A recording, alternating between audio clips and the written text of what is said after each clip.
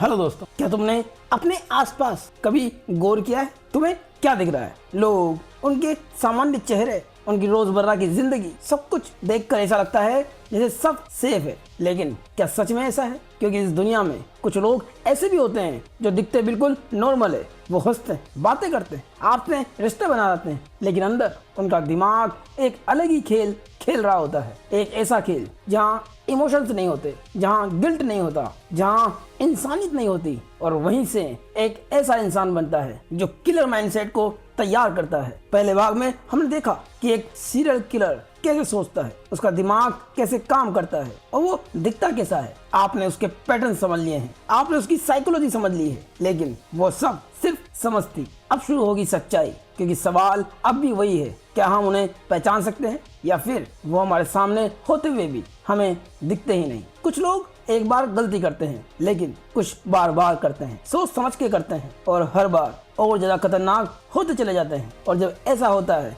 तो सिर्फ वो इंसान नहीं रहते, वो एक पैटर्न बन जाते हैं। आज हम ऐसे ही लोगों की असली कहानियों में उतरने वाले हैं। असली लोग, असली चेहरे और असली सोच, जहां आप देखोगे कैसे एक साधारण आदमी धीरे धीरे अंधेरे में बदलता है और एक मुस्कान के पीछे एक खतरनाक इरादा छुपा होता है, और कैसे एक नॉर्मल दिखने वाली जिंदगी एक नाइटमेयर बन जाती है। ये सच्चाई शायद आपको अनकंफर्टेबल करेगी, आपको सोचने पर मजबूर करेगी, और शायद लोगों पर आपका भरोसा भी बदल देगी, क्योंकि अब हम उतरेंगे उन दिमागों में जो सिर्फ सोचते नहीं बल्कि करते हैं। तो आइए शुरू करते हैं। Chapter 7, John Reginald holiday crest. एक साधारण दिखने वाला आदमी इतनी रहस्यमय डबल लाइफ जी सकता है कि कोई शक भी न करे। हर इंसान की एक कहानी होती है, एक बैकग्राउंड, एक पास्ट, और वही तय करता है कि वो आगे क्या बनेगा। जॉन क्रेस्टी ऊपर से दिखने में बहुत ही शांत, सभ्य और थोड़ा रिवर्ड, जिसका एक पुराना सा घर, सकरी सीढ़ियां,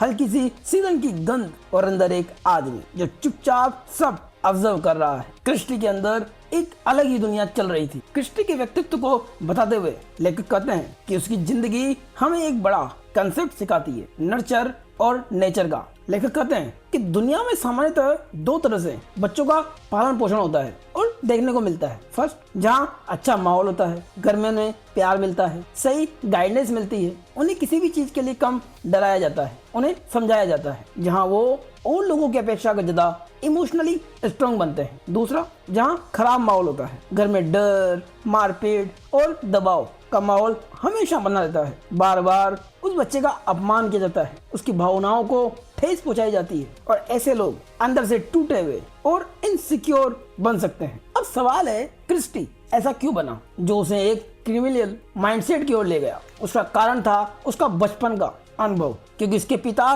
बेहद ही सख्त थे, जो हमेशा उसके डराया करते, जो अपनी माँ पर ज्यादा डिपेंड था, जो अपने को स्ट्रॉन्ग नहीं बना पाया, और उसी का परिणाम है कि उसके अंदर डर जमा हो गया, उसकी पर्सनैलिटी वीक बन गई, जिसका असर ये हुआ कि वो बाहर से तो नॉर्मल लगता, लेकिन अंदर से डरा हुआ इंसान बन गया था। और बचपन की एक घटना जब उसका मजाक उड़ाया गया, वो अपने आप को प्रूव नहीं कर पाया। ये मोमेंट बहुत ही छोटा था, लेकिन उसके दिमाग में घाव बन गया, जिसके कारण उसके अंदर गुस्सा जमा होने लगा कि लोग मुझे नीचा दिखाते हैं। और क्रिस्टी की एक चाहत कि वो खुद को खास समझना चाहता था, लेकिन वास्तविकता में कुछ खास अचीव नहीं कर पाया था। और इसी वजह से उसके अंदर दो आवाजों ने जन्म लिया कि मैं बड़ा आदमी हूँ, मेरी उम्र हो चुकी है, पर मैं कुछ नहीं हूँ। और यही अंदर की आवाज उसके लिए भयावह बन गई, और इसी से एक भयावह इंसान का जन्म हुआ, जो बाहर से मास्क पहने रहता, जो लोगों के सामने अच्छा बनने का ढोंग करता, समझदार दिखता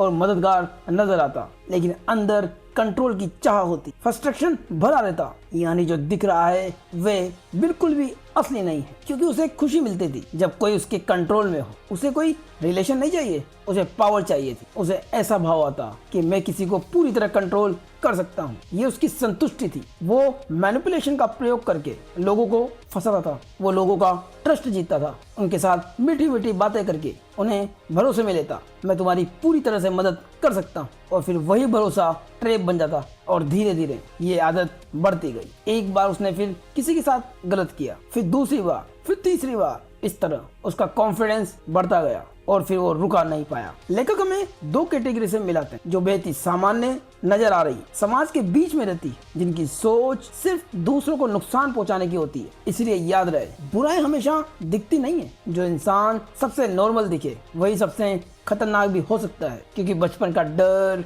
उनका अपमान इंसान को पूरी तरह बदल सकता है। क्योंकि जब किसी इंसान का ईगो हर्ट होता है और वो खुद को प्रूव करना चाहता है, तो वो गलत रास्ते पर जा सकता है। और याद रहे, असली खतरा वो नहीं होता जो दिख जाए, बल्कि वो होता है जो अच्छा दिखकर भी अंदर से गलत भावना रखता हो, आपको नुकसान पहुंचाने की चाहत रखता हो। इसीलिए सोचकर देखो, क्या आप लोगों को सिर्फ उनके बिहेवियर से जज करते हो? अगर क्रिस्टी का माइंड इतना कॉम्प्लेक्स था, तो क्या दूसरे किलर्स भी इसी पैटर्न को फॉलो करते हैं? जानेंगे अगले अध्याय में। Chapter 8, Peter क्यूटेन। क्या एक इंसान खून देखकर डरने की जगह खुशी को महसूस कर सकता है? और अगर दर्द देना ही उसकी खुशी बन जाए, तो वो इंसान नहीं, वो हैवान बन जाता है। अगर आप इविल शब्द को समझना चाहते हो, तो कई विशेषज्ञ एक ही नाम की ओर इशारा करते हैं, पीटर क्यूटेन, जिसे कहा गया वैम्पायर ऑफ डेसल्ड्रॉफ। लेकिन ये सिर्फ नाम नहीं था, ये इसके दिमाग की सच्चाई थी, जिसे लोगों को मारकर उनका खून देखकर आनंद आता था। जो बाहर से बेहद ही शांत, बेहद ही सभ्य एक आम आदमी लगता था, लेकिन अंदर से ब्लड ऑब्सेशन, कंट्रोल की भूख भरी पड़ी थी, और जिसे दर्द देकर मजा आता था। और यही है मास्क ऑफ मोरालिटी का सबसे खतरनाक रूप। तो सवाल है, कोई इंसान इतना विकृत कैसे बन सकता है? उसका बचपन ऐसा था जहाँ गरीबी थी, रोज घर के अंदर झगड़ा होता था, पिता उस पर, उसकी माँ पर अत्याचार करते थे, मारते थे, पीटते थे। सोचो, जब बच्चा रोज डर में जीता है, तो उसके अंदर क्या भरता है? उसके अंदर डर, अपमान और गुस्सा ही भर जाता है। लेकिन ये गुस्सा बाहर नहीं आता, अंदर ही अंदर जमा होता रहता है। अब वो बच्चा 9 साल का हो गया, लेकिन कुछ बदलने लगा। उसे जानवरों को चोट पहुंचाने में जिज्ञासा होने लगी, उनसे हिंसा अजीब तरीके से इंटरेस्टिंग लगने लगी। और सबसे चौंकाने वाली बात कि उसे किसी ने रोका नहीं। धीरे धीरे उसके दिमाग में एक अजीब से कनेक्शन बन गया, दर्द, कंट्रोल और खुशी का। यानी जहाँ दूसरे लोग उससे डरते हैं, और वहीं उसे एक अजीब सा सुकून मिलने लगा। उसके अंदर का अंधेरा और भी ज्यादा गहरा होता चला गया, और जिसकी शुरुआत हुई सिर्फ एक सोच से। वो कल्पना करता था, फिर उसने जानवरों को नुकसान पहुंचाया, फिर लोगों पर हमला किया, और धीरे धीरे हत्या तक पहुंच गया। ये कोई अचानक नहीं हुआ, ये एक स्टेप बाय स्टेप प्रोसेस था। और सबसे डरावनी बात क्या थी कि वो बाहर से एक नॉर्मल इंसान दिखता था, जिसकी शादी हो चुकी थी। वो एक सामान्य नागरिक था, लेकिन अंदर एक शिकारी, एक खौफनाक किलर। कोई सोच भी नहीं सकता था कि वो ऐसा हो सकता है। उसे सबसे ज्यादा खुशी मिलती थी जब सामने वाला हेल्पलेस हो, पूरा कंट्रोल उसके हाथ में हो। उसके लिए इंसानियत का कोई महत्व नहीं था, उसे बस पावर चाहिए थी। पावर ही उसके लिए सब कुछ थी। और सबसे चौंकाने वाली बात, उसे अपने इन कृत्यों पर कोई पछतावा नहीं था, बल्कि उसे अपने किए हुए हिंसक वारदात याद करके आनंद आता था। और यही उसे अलग बनाता है, यही साइकोपैथी का कोर है। और लेखक कहते हैं कि यही इस कहानी का लेसन है कि कोई भी इंसान अचानक मॉन्स्टर नहीं बनता, वो धीरे धीरे बनता है। और जिसमें बचपन का माहौल बेहद ही पावरफुल होता है, लेकिन हर बार बुरा बचपन क्रिमिनल नहीं बनाता। अगर शुरुआती बचपन के किसी हिंसक बिहेवियर को नोटिस किया जाए और फिर भी उन्हें इग्नोर कर दिया जाए, तो आगे जाकर ये खतरा बढ़ सकता है। इस कहानी में किलर का पास्ट ही उसके हिंसक बनने का कारण था, लेकिन ये कोई बहाना नहीं है। बुरा बचपन समझ में आता है, लेकिन बुरा काम ये एक चुनाव है, इसे सही नहीं ठहराया जा सकता। अगर क्यूटन इतना खतरनाक था, तो क्या कोई इंसान उससे भी ज्यादा मैनिपुलेटिव हो सकता है? जानेंगे अगले अध्याय में। चैप्टर 9, नेविल जॉर्ज कैलेवली हिल्ट। क्या कोई इंसान एक ही साथ हीरो भी हो सकता है और मॉन्स्टर भी? और अगर कोई इंसान हर बार एक नया चेहरा पहनकर आपको धोखा दे, तो क्या आप कभी उसकी असली पहचान पकड़ पाओगे? नेविल हिल एक ऐसा व्यक्ति जिसे आप पहली नजर में देखे तो बेहद ही हैंडसम, कॉन्फिडेंट और चार्मिंग पर्सन। एक ऐसा इंसान जिस पर लोग देखते ही भरोसा कर लेते हैं। एक ड्रेसिंग पर्सन, देखकर ही ऐसा लगे कि सामने वाला बेहद ही कॉन्फिडेंट, चार्मिंग और आकर्षक व्यक्तित्व का धनी है, लेकिन उसके अंदर एक अलग ही पर्सनैलिटी छुपी थी। एक ऐसा इंसान जो हर सिचुएशन में एक नया मास्क पहन सकता था। लेकिन कहते हैं कि हित को समझने के लिए एक कंसेप्ट जरूरी है, मास्क ऑफ मॉर्समैलिटी का। वो एक इंसान नहीं था, वो एक वर्जन था, जिसमें एक ऑफिसर का जेंटलमैन, लवर, फ्रॉड और किलर सबका मिक्सर था। ये सारे व्यक्तित्व उसके अंदर झलकते थे। वो जब चाहे वो तब अपना कोई सा भी रूप बना सकता था और आप अपने आप को वैसा दिखा सकता था। और हर बार वो इतने कॉन्फिडेंस से अपना रोल प्ले करता था कि लोग सच और झूठ का फर्क ही भूल जाते थे। तो सवाल उठता है कि एक नॉर्मल लाइफ जीने वाला इंसान इतना खतरनाक कैसे बनता है। लेखक कहते हैं कि हीथ का बचपन किसी भी प्रकार से खराब नहीं था, फिर भी उसके बिहेवियर में कुछ संकेत मिलते थे। दूसरों को दर्द देना, कंट्रोल की भावना रखना और एग्रेशन। ये उसके बचपन के समय को स्टडी करने में पता लगा। जैसे वो अपने बचपन में किसी भी बच्चे के पैर पे पैर रख देता बिना किसी पछतावे के और सॉरी भी नहीं बोलता। ये छोटी छोटी संकेत उसके बचपन में मिलते हैं, लेकिन ये तय नहीं करता कि वो आगे जाके एग्रेसिव पर्सन बन जाएगा। जब वो बड़ा होता है तो वो अपने आप को बड़ा समझता था, लेकिन वास्तविकता में न उसके पास पैसे थे, न वो किसी के पास स्टेबिलिटी थी और कई बार उसे फेलियर का सामना करना पड़ा। और उसके अंदर यही उलझन थी कि मैं खास हूँ या मैं कुछ नहीं हूँ। इस गैप को भरने के लिए ही उसने फेक आइडेंटिटीज बनाना शुरू किया। लेखक कहते हैं कि हीथ बार बार अपने नाम बदलता था, अपनी फेक रैंक्स बताना, अपनी फेक स्टोरीज सुनाना और अपना फेक बैकग्राउंड के बारे में बताना। ये वैसा ही था जिसे एक ही इंसान अलग अलग कपड़ों में हर बार एक नई कहानी लोगों के सामने रखता था।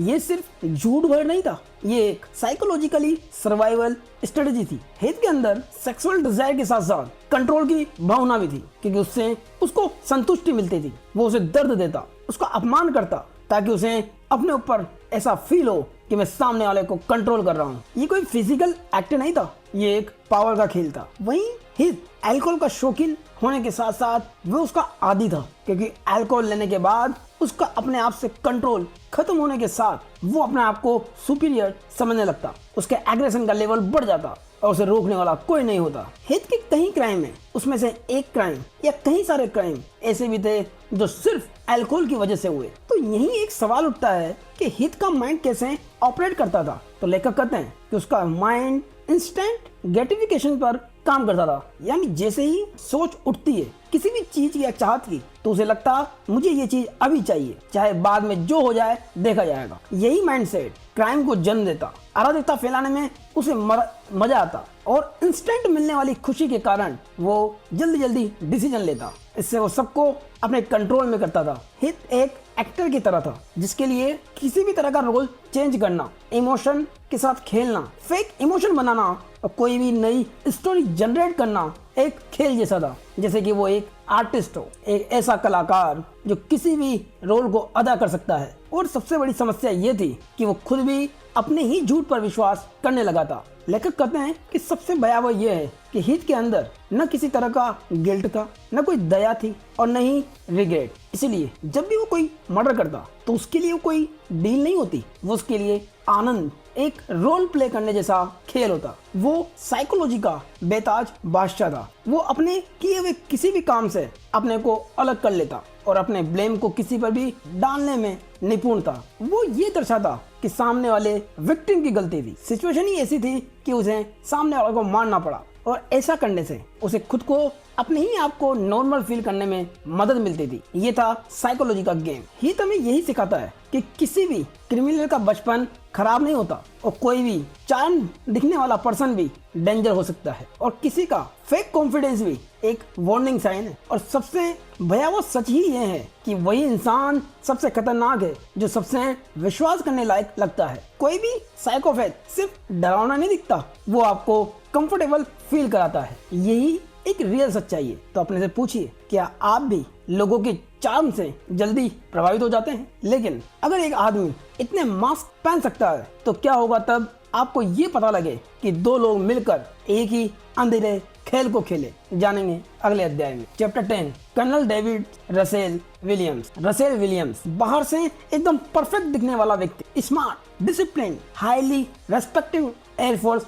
ऑफिसर। सामान्य रूप से देखने पर उसकी लाइफ एक सीधी रेखा जैसी दिखती थी। अच्छी पढ़ाई, शानदार कैरियर, शादीशुदा जिंदगी, सब कुछ एकदम सही दिखता। लेकिन असली कहानी अंदर चल रही थी। एक ऐसा पैटर्न जो धीरे धीरे बन रहा था, चुपचाप, बिना किसी को दिखे। शुरुआत होती थी दूसरों के घर में चुपके से घुसने से, कपड़े देखना, छूना और चोरी करने से। ये सिर्फ मस्ती नहीं थी, ये एक पैटर्न बन रहा था। धीरे धीरे ये बिहेवियर एस्केलेट हुआ। अब वो दूसरों के घर में छिप कर जाता और वो उन्हें नहाते हुए देखता। इससे उसे अजीब तरह की खुशी मिलती। उसे वोयरिज्म कहते हैं। जब वो किसी के घर में दाखिल होता तो उसे कई चीजें देखकर अत्यधिक आकर्षण महसूस होता और उसे पाने की चाह रखता। यहाँ तक कि वो कई लोगों के साथ सेक्सुअली असॉल्ट भी करने लगा और फिर उन्हें मार देता। और सबसे डरावनी बात कि ये सब करते हुए वह सुबह उठकर अपनी नॉर्मल लाइफ जीता था। ऑफिस जाता, मीटिंग करता, लोगों से हंसकर बातें करता जैसे कुछ हुआ ही नहीं।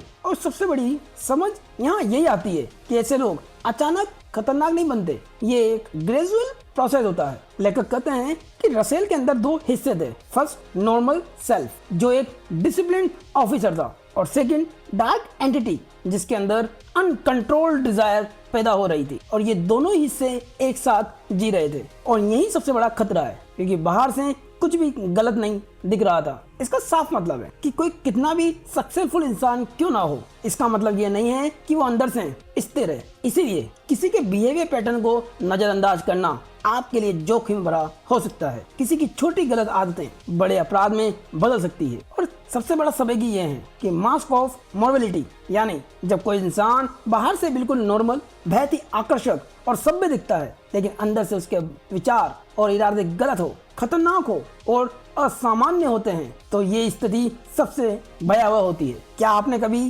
किसी के बिहेवियर में छोटे रेड फ्लैग्स इग्नोर किए हैं? लेकिन सवाल अभी भी बाकी है, क्या हम ऐसे लोगों को पहचान सकते हैं या वो हमेशा हमारी आंखों के सामने छुपे रहेंगे? जानेंगे अगले अध्याय में। चैप्टर 11, क्या होगा अगर प्यार धीरे धीरे जुनून बन जाए और जुनून हर दिन हत्या में बदल जाए। सोचिए, एक लड़की जो बाहर से प्यार दिखाती लेकिन अंदर उसका मन धीरे धीरे अंधेरे में डूब रहा है। वो मुस्कुराती है, बात करती है, आपको खास महसूस कराती है, लेकिन उसी समय वो आपकी जिंदगी खत्म करने की योजना बना रही है। तो क्या हर प्यार सुरक्षित होता है या कुछ प्यार मौत का जाल होते हैं? आज हम ऐसी ही कहानी में उतरेंगे जहाँ प्यार, ईर्ष्या और नियंत्रण मिलकर एक इंसान को राक्षस बना देते हैं। नाम है जोडी एन एरियस। जोडी एरियस पहली नजर में बिल्कुल सामान्य दिखने वाला व्यक्तित्व, ना कोई डरावना चेहरा, ना कोई हिंसक इतिहास, बल्कि एक ऐसी लड़की जो मेहनती थी, लोगों से अच्छी तरह बात करती थी और धीरे धीरे अपनी जिंदगी बनाने की कोशिश कर रही थी। लेकिन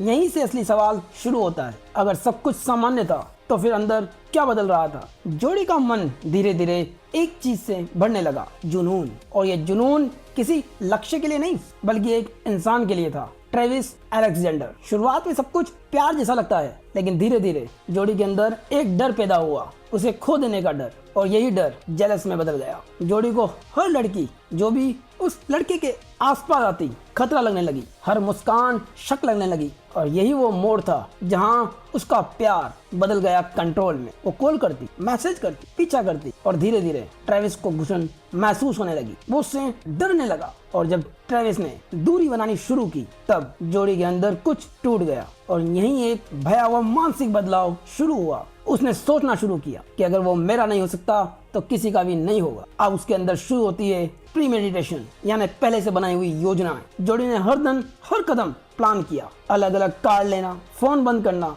नकली एलिबी बनाना। बाहर से सब कुछ सामान्य लगता लेकिन अंदर पूरा प्लान तैयार है। जोडी की ये कहानी हमें दिखाती है और बताती है कि खतरनाक लोग हमेशा डरावने नहीं दिखते, कभी कभी वे बेहद ही सामान्य होते हैं। जोडी का केस हमें दिखाता है कि कोई भी जुनून धीरे धीरे बढ़ता है और जेलसी का लेवल यदि हद से ज्यादा हो जाए तो वो आपके दिमाग को बिगाड़ सकता है और कंट्रोल की चाह किसी भी इंसान को खतरनाक बना देती है। और ऐसा उसने सिर्फ अपने लवर के साथ ही ना किया, उसने उसे भी मारा और कई लोगों को इसी तरह से अपना शिकार बनाया। और सबसे बड़ा सच यही है कि कभी कभी अपराध एक पल में नहीं होता, वो धीरे धीरे पनपता है। खुद से पूछो, क्या आपने कभी किसी रिश्ते में ओवर अटैचमेंट महसूस किया है? लेकिन असली सवाल अभी बाकी है, क्या हर खतरनाक इंसान ऐसा ही दिखता है, बेहद ही नॉर्मल और सामान्य, या कुछ बिल्कुल अलग भी होते हैं? जानेंगे अगले अध्याय में। चैप्टर 12, क्या आपने कभी सोचा है कि सबसे खतरनाक इंसान हमेशा डरावना नहीं दिखता?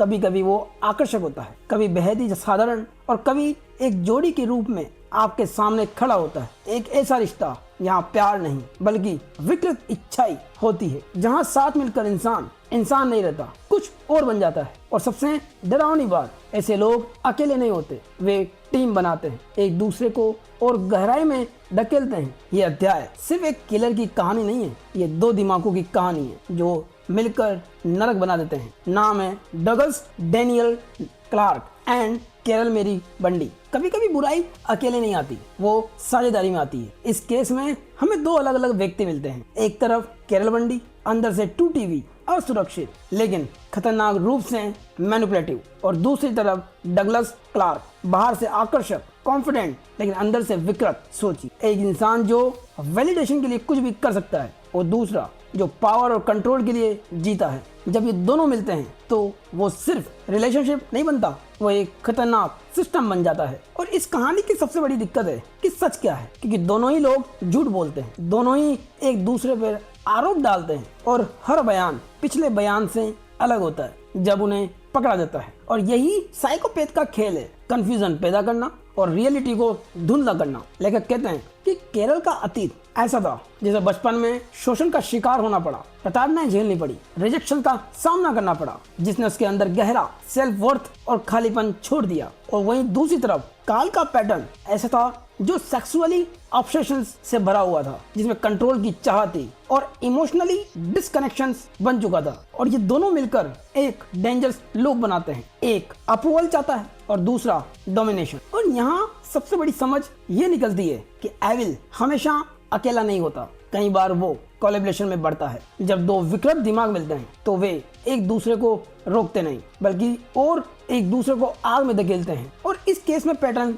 बेहद ही साफ दिखता है कि इन दोनों की धीरे धीरे बाउंड्रीज टूटती है, इनकी मोरल लिमिट्स खत्म होती है और फिर धीरे धीरे एस्केलेट होता जाता है, जो बचपन से उनकी युवा अवस्था तक धीरे धीरे बढ़ता जाता है। और इसे कहते हैं शेयर्ड मैडनेस, यानी जहां दोनों एक दूसरे की गलतियों को जस्टिफाई करते हैं। ये दोनों मिलकर जब किसी को टारगेट करते तो अपने अपने तरीके से उसका शोषण करते, उसे नुकसान पहुंचाते और अंत में मार देते। जो इनका शिकार बनता उसे इन दोनों के टॉर्चर को सहन करना पड़ता। ये अपने टारगेट की नजर में एक दूसरे को अच्छा साबित करते थे। और इस केस में हमें यही सीख मिलती है कि हर खतरनाक इंसान डरावना नहीं दिखता और न ही हर रिश्ता सुरक्षित होता है। और अगर कोई व्यक्ति किसी को अच्छा बता रहा है तो जरूरी नहीं कि वो व्यक्ति आपके लिए सुरक्षित हो। और सबसे महत्वपूर्ण, जब कोई व्यक्ति आपकी बाउंड्रीज को बार बार तोड़ता है तो वो एक खतरे की निशानी है। और किसी भी साइकोपैथ की सबसे बड़ी ताकत ये है कि वो नॉर्मल दिखते हैं लेकिन उनके एक्शंस धीरे धीरे सच बयां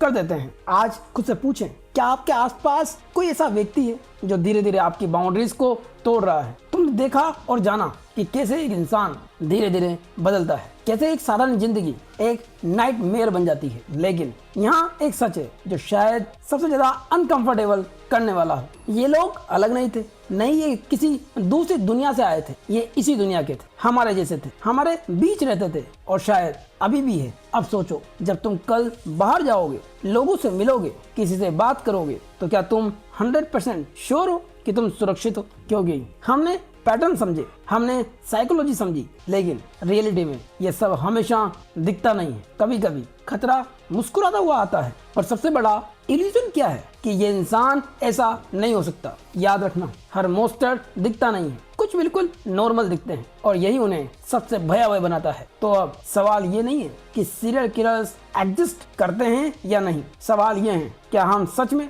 लोगों को समझते हैं या हम सिर्फ उनके मास्क को देखते हैं? और अगर एक दिन वो मास्क हट जाए तो क्या आप बचेंगे? क्या आप उनसे सुरक्षित रह पाएंगे? ये तो सिर्फ शुरुआत है, क्योंकि असली सवाल अब तुम्हारे अंदर शुरू होता है। और दोस्तों, वीडियो पसंद आया हो तो लाइक करें, कमेंट करें, चैनल को सब्सक्राइब करें और हाई बटन पर क्लिक करें। धन्यवाद।